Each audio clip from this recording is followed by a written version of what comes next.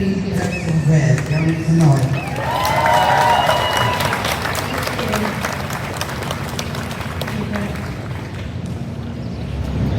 Queer people existed, trans people existed, disabled people existed, and they were sacred, and they are sacred, and they are divine, and they are loved, just as each and every one.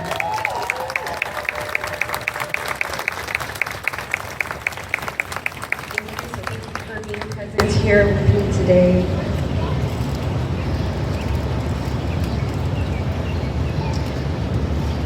I want to ground us in that sacred knowledge, that indigenous knowledge, so I do want y'all to repeat after me.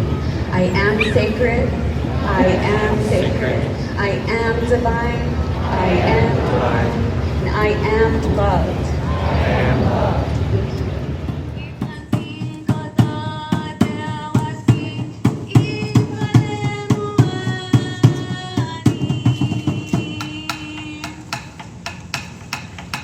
En Chihuahua Ashkan, en Tata Plaloli Somayocan, Chaneque en Cali, Tataconatiu en Anametzli, con el permiso del Hueven, con un toque de tecocoli, con un toque de agua, tierra y humo de copal, al ejecutar Lani Fled.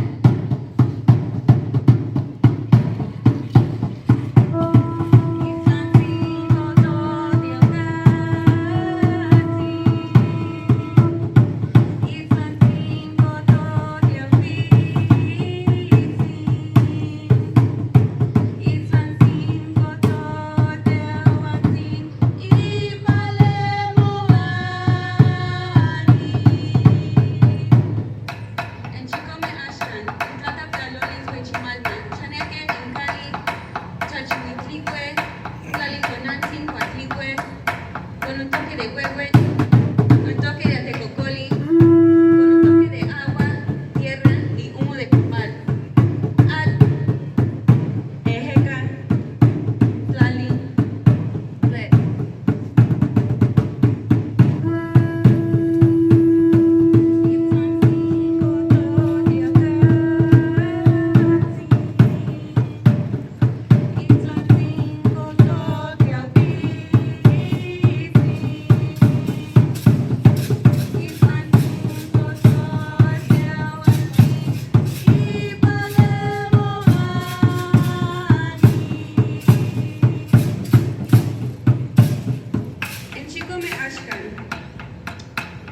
En Plata Plaloli Someteo, Chaneque en Cali en Lakesh, Initzin Yolotzin y Pale Moani en Tlopinahuaque, Tlazocamati, Ometeo.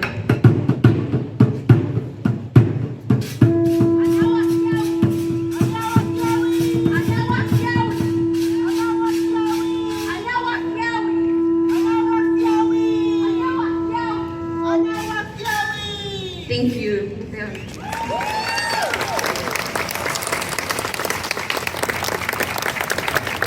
you. That last direction. I don't know if y'all caught it, but I caught it the moment that they were chanting. Then she looked up and he noticed the clouds broke apart and started shining down on all of you beautiful people. So this is beautiful. That's how we want to start it off, right? We're not dark and gloomy. We're gonna shine bright, right? That's right.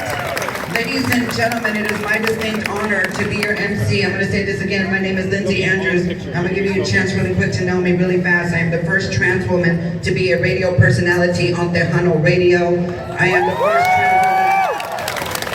first trans woman to MC not one, not two, not three, but 12 river parades for the city of San Antonio. Nor will I be the last.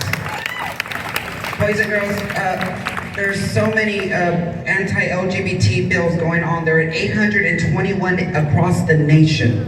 That's 821 across the nation, and that's just trans bills. That's not just all the LGBT bills, that's just trans bills. Here in the state of Texas alone, there are 126 anti-trans bills that, I know, that Governor Sittler is trying to propose to us. Yeah, he's no longer Hot Wheels, honey. He is now Governor Sittler. Okay? He is. So what we're gonna do is we're gonna sit here, we're gonna show them that we're not going anywhere. We're beautiful, we're smart, we're capable, we are gonna be here, we've existed, we're not gonna disappear. Just because you think you can eradicate us doesn't mean that we are not gonna show you that we belong here. We belong at that seat, we belong at that table. Our voices belong along with everybody else that is deserving enough to be elected, to be an elected official. We're gonna make sure that we get people to be in a position that can help us be at that table. We're gonna make sure that we vote, and please make sure that you vet your candidates. And I'm happy to say that there is one candidate that is running for mayor that is actually here, that is showing her support for our trans community. Ms. Gina Ortiz-Jones is here. Thank you, Gina, for showing up. It is great to see that we have also an ally, not just because they're a part of the LGBT, but because they are also a part of our very own city council, Mr. Jalen Rodriguez. Jalen, thank you so much for being here.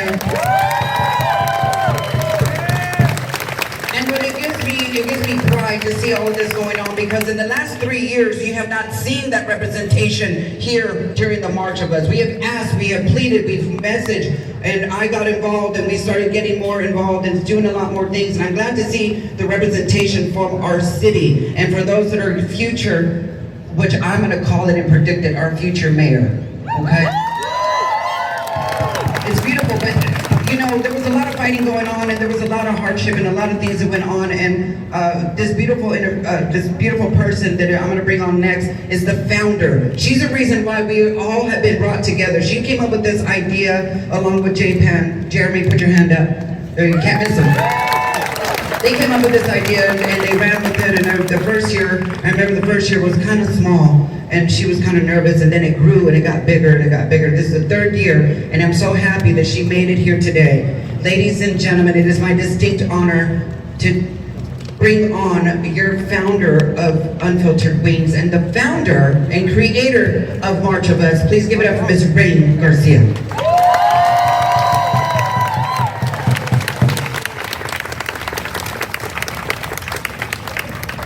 Hi Angels, I'm so excited. This turnout is amazing. I did write my speech down this year. I know the past 2 years has been really difficult for me, and this one is no different than the past 2 years. So what an absolute incredible sight it is to see all of you gathered here today for the 3rd annual The March of Us. My heart is filled with an overwhelming sense of excitement and a hint of disbelief that we're all united in the extraordinary moment. Just 3 days ago, my world came crashing down as I got the news that I lost both of my parents in a house fire. Yet, instead of staying home in darkness and sadness, I needed to see the light. I felt their loving voices urging me to be here, to stand resilient and strong alongside each and every one of you. Deep down in my heart, I know that my mom and dad would want me to keep pushing forward in this fight alongside all of you. They would inspire me to be the beacon of hope, reminding us all that regardless of the challenges life throws our way, we are like phoenixes, rising with fire inside of us from the ashes that threaten to erase us. They held an unwavering belief in power of unconditional love and stood firm in their conviction that every individual deserves the right to live their truth and express themselves freely in this world. While my parents may not have fully understood the complexities of raising a transgender child, they excelled in the practice of unconditional love. They provided me with their freedom to explore my identity while standing steadfastly by my side, offering their unwavering support. They instilled in me the vital qualities of strength, compassion, and perseverance. I can feel their pride radiating from above as they look down upon us today, knowing that I'm here to showcase what true acceptance and love truly means. Though we may not achieve victory in every battle we face today, I assure you we will not back down. Look around, take a moment to observe the faces of those who are standing with us right now. These individuals and organizations are our chosen family. This is what empowers our community and solidifies our position as force to be reckoned with against who seek to harm us. We are equipped with the ability to love passionately and without fear of what lies ahead. To my amazing team, thank you for being my rock and support through every challenge and triumph. You guys help me pull through. To my dear friend Jeremy from the J-Pan Project. I am profoundly grateful for your belief in my vision and for your phenomenal role in bringing this remarkable march to life alongside me. Your steadfast support means the world to me, and you have always been an ally. Even when others may not recognize it, I know the person you are and where your heart stands. And for that, I will forever be thankful. Even though this is your final year here with us, as you head off to DC, you'll always hold a special place in my heart and in our creation. I love you, my friend. I love you too, girl. To Leo, Sophia, Jojo, and Jake, thank you for your unwavering support and for the tireless fighting for the rights of everyone. Your commitment and dedication inspire me every single day that we have different roles in our community. From fighting to end the epidemic of HIV, to fighting to keep our youth housed, to fighting for our rights, and to make sure everyone can get access to healthcare and mental health services. I am truly honored to call you my friends. I love each and one of you, and to all the organizations represented here, I extend my heartfelt gratitude for standing alongside us. Your support amplifies our voices and strains and collective message, making it resonate far and wide. Without your support, the march of us, our community couldn't do it alongside with all of you. So thank you from the bottom of my heart. My brother JP and Mario would undoubtedly be incredibly proud to see us gathered here today, united in our mission and purpose. They love to give back to everyone they could help. No matter who you were or where you're from, they were big believers in helping one another. Without them, I couldn't be the advocate I am, fighting to end the HIV epidemic and fighting for our transgender rights, but not just trans rights, but for rights for all of us in this world. I know my purpose is to continue this fight, and together, let's unleash the inner phoenixes we were destined to become, ready to rise, shine, and embrace the love and acceptance that we deserve. Let us to continue to fight not only for ourselves, but for every individual who deserves to live the truth. Together, we will create a world where unconditional love reigns supreme, and everyone can flourish without fear or hesitation. Thank you all from the bottom of my heart for coming together once again. I love you all, and remember, we fucking matter, and we fucking belong here.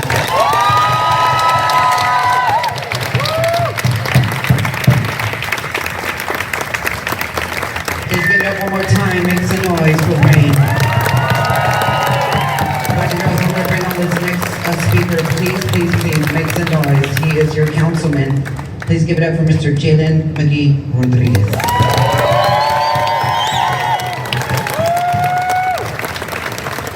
Thank you so much. Good afternoon, everyone, or good morning. Let me say it back. Good morning. Good morning. My name is Jalen McGee Rodriguez, and I have the privilege and honor of serving as council member for District 2, representing the east and northeast side of beautiful San Antonio. I was elected in 2021 as the first openly gay man elected in San Antonio to city council. And the first openly gay black man elected to any seat in Texas. But before I got elected, I was a high school math teacher. And I wanted to tell you a story about my very first student I met the very first day of school, my first year of teaching. I got there all dressed up, I had my clothes laid out on bed like the first day of school, because it was. I get there, the bell rings, and I'm nervous, I'm anxious, but I'm excited. And the first student comes up, walks into my room about 5 minutes late. Everybody's late at this time. They tell me the name that I can find them by on the roster. They walk into the room, and I'm waiting for my next set of students. Before that happens, they walk back out.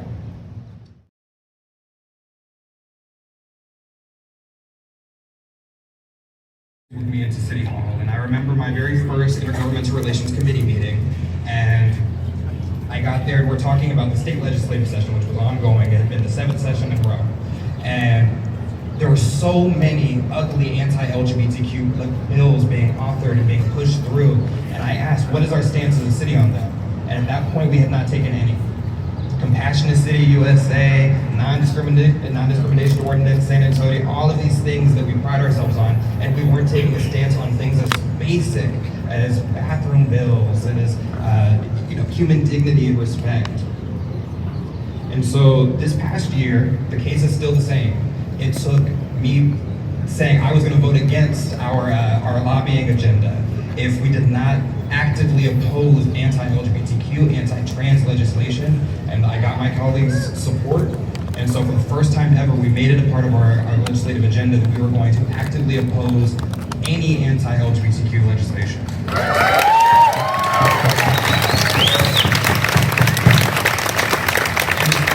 It's little things like that that matter. because had we not had LGBTQ representation on council, nobody is thinking about us. They would rather, let the state bully the 1%, let them bully 10% of us, so that we're not impacted by utility legislation and how stupid stuff. Human dignity, our LGBTQ community, our kids, they matter so much more than that. And so I want you to really be mindful. May 3rd is going to be an election, city council election, school board election, all kinds of elections. Please be sure that you get out and vote. Please be sure that you get out and vote. I cannot handle a Patrick Von Dolan, a Patty Gibbons. I cannot. Please vote for candidates who are going to have our best interests in mind. Please continue to show up. It is beautiful to see you all again for the 2nd year in a row. I'll be here next year. Thank you.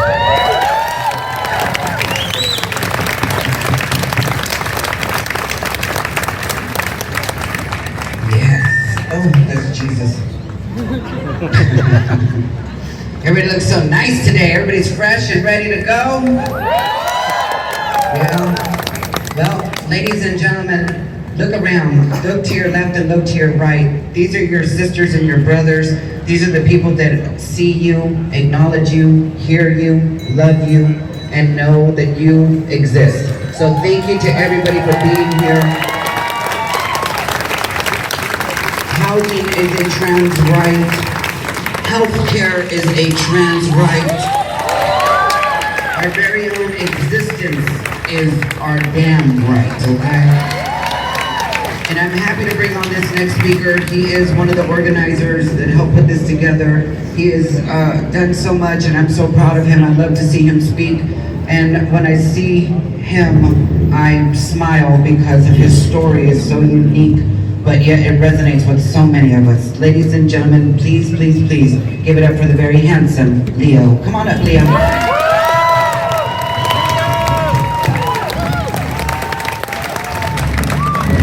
Let's see who knows this chant. Who streets? Our streets. Who streets? Our streets. Who streets? Our streets. I know that's damn right. Awesome. Well, thank you, Lindsay, for the introduction. And good morning, everybody. Thank you all for being out here. You all decided to just literally get up and just come out today. So, mad respect. Showing up matters. Our visibility matters, and I want to take a moment to talk a little bit about why and the work that I do at Thrive.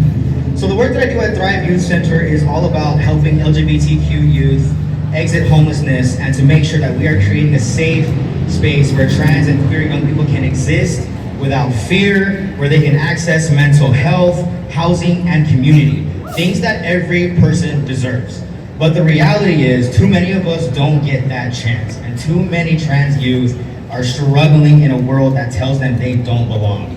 And some of them don't make it, unfortunately. In the past year alone, we lost 2 of our youth to suicide. It's a heartbreaking reminder of the immense challenges they face and why access to affirming support and resources is so critical.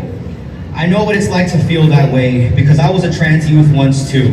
When I was 16, right before one of the biggest speeches of my life, running for class vice president, I tried to take my life. I was taken to a mental hospital where a staff member gathered my documents and told me, "You're just a number on a piece of paper." Imagine that. At 16, when I was literally pleading for my life, that's what she told me.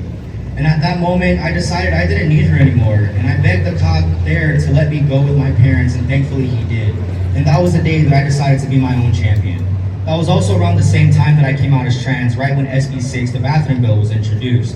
I realized that no one was going to fight for me unless I fought for myself first. And I'm still fighting that fight, but not just for me, but for every trans youth out there who deserves a future. Growing up, I had many dreams. I wanted to be an astronaut, I still do, a marine biologist, a Spurs basketball player, an engineer, and honestly, I still want to do all that. But the point is, I had limitless dreams, just like every kid should. But at 15, my world changed when I discovered the word gender dysphoria and realized that I've always been a boy and that there were ways for me to mold my body to look the way that I wanted and that gender-affirming care could give me the life that I deserve.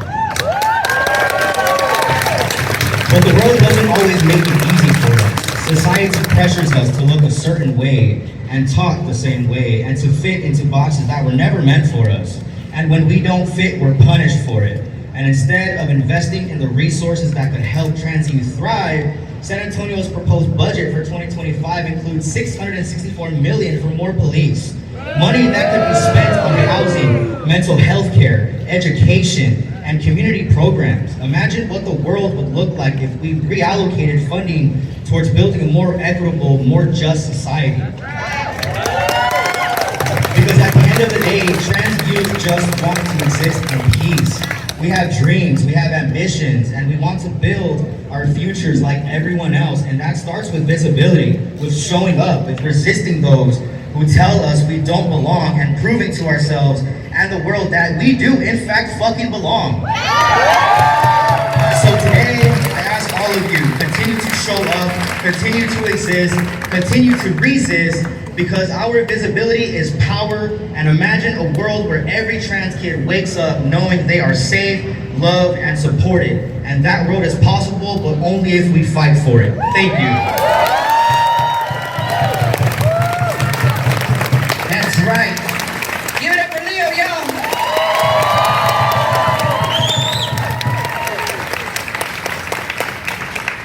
Are we ready for a chant? Yeah! Trans rights matter. Ready? Trans rights matter. Trans rights matter. Trans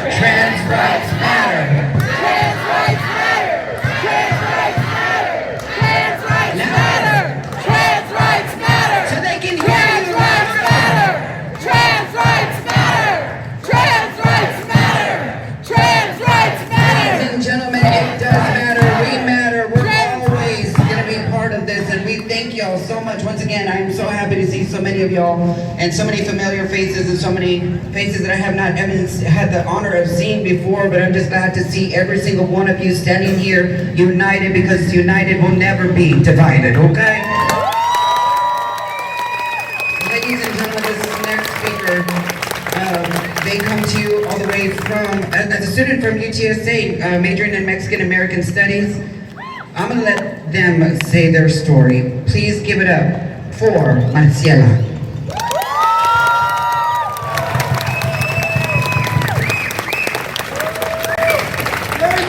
Good morning. I am ready to get this march started, but before then, I want to read some poetry for y'all. Alright? So, before that, my name is Bexar County. I use they, them pronouns, and I am a Mexican American Studies major at UTSA. And I am just so honored to be here. Thank you so much for being here. Thank you for being in community and showing that we will never be divided when we are in unity. So thank you. Alright, this one is called Healing in a World of Pain. Damaged, burdened with hurt, paralyzing me. Fear of being another statistic lives in between my ribs. Will I be safe? It makes its way inside my lungs, filling them up with the uncertainty of whether or not my identity will be respected. Stealing the little air I have left, robbing my trans siblings from this world. Surviving through contradictions, holding my breath to live, my chest constricted by tight fabric, this binder, my armor, holding me together in this uncomforting reality. When taking up space while being forced to hide is an act of resistance. Visibility is power. To make change, does my lifeless body need to be placed outside the Capitol steps? Will officials just step over me, avoiding accountability? A mother shed tears for her trans child, murder announced by CNN. My mother chokes on her own sobs because they look like me. Maternal figures praying for just one embrace to heal. If she loves hard enough, will her child feel it even in death? Fear stops students from using the bathrooms at school. Next, Benedict, your death woke me up from my slumber of naivete. Hatred has the power to steal innocence, claiming that we are undeserving of life, unfit to stand strong, waiting to crumble. Our existence being outlawed, yet guns not being regulated. Students never making it back home, being caught at the end of the barrel, bullets flying into their bodies before they were ever taught how to use their wings. Now, flying above us, their spirits reminding us of this theft. Smothering steel-toed boots press on my chest, keeping me down as I attempt to rise, evict fear from this body it called home for so long. I will not shine the boot that steps on me, expressing gratitude in the weight of being walked on. I will bite the hand that feeds me lies of an unguaranteed security. My ancestors' protective presence embracing me. Like them, I must live for the future, find hope in the darkness, and refuse to let fear steal any part of my joy, any part of our joy.